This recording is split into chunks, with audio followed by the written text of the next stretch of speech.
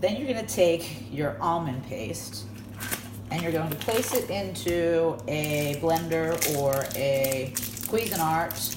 In this case, I'm using my Mini Ninja. And you're gonna place the almond paste into your Ninja. And you're gonna place the almond paste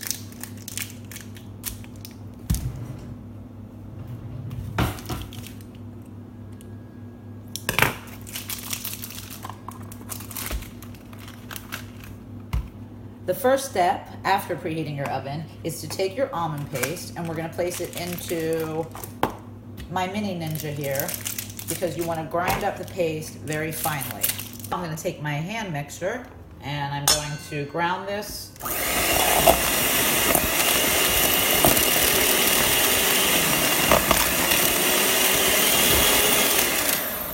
Okay, this is a total fail. A complete and utter and total fail because this is a complete and ow, Jesus, ow, oh my God, I think I just broke my finger. I just mixed my thumb.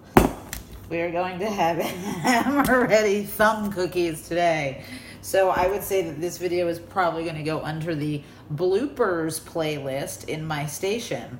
This said, I'm going to keep moving on, mainly because I never give up.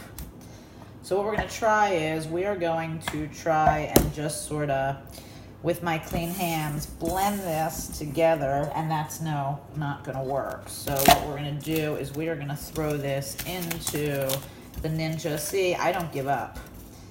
I do not give up, and hopefully my goal is to teach you guys what not to do so you can always be a success in the kitchen or whatever you're doing. All right, so this is going to be my next attempt at blending this concoction. This is just 2 ingredients. How hard can this be? All right, that worked. Beautiful. Check this out. Look at that consistency. It's perfect. Absolutely perfect. All right, see, you can't give up in life because success is always right when you're about to give up.